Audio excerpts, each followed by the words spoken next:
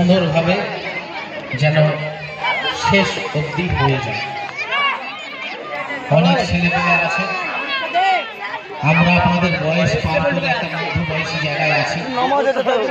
স্বল্প বয়সের ছেলে তারা অনেক সময় বয়সের অন্তরে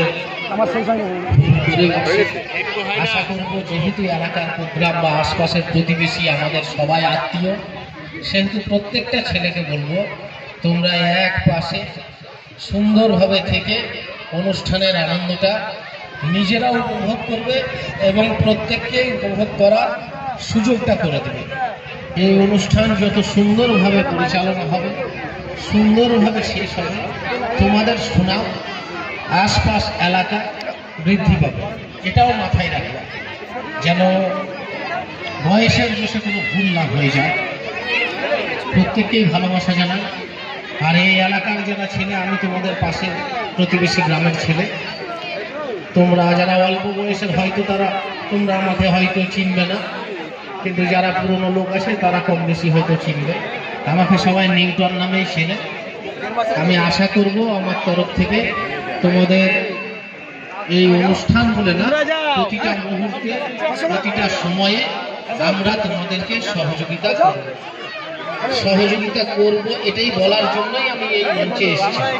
পাশাপাশি তোমাদেরকে খেয়াল করে দিই, এই মাঠ, এই ময়দানে আমি দীর্ঘ 18 বছর পর প্রথম সভা অনুষ্ঠানে কিছু আওয়াজ দিয়েছিলাম এই মাঠে।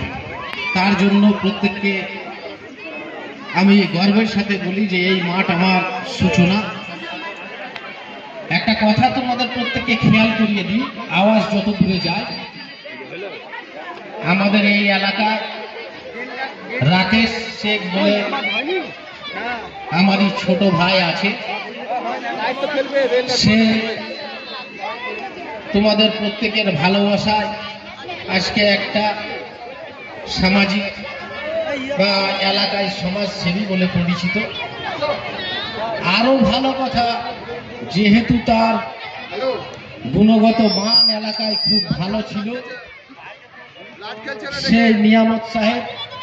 নিয়ামত শেখ মহাশয় এমএলএ, উনি তার নাম শুনে তাকে একটা যোগ্য রাজনৈতিক জায়গা দিয়েছে এবং সেই রাজনৈতিক জায়গার সুবাদে আজকে বহরমপুর পঞ্চায়েত সমিতির বন ও ভূমি কর্মাধ্যক্ষ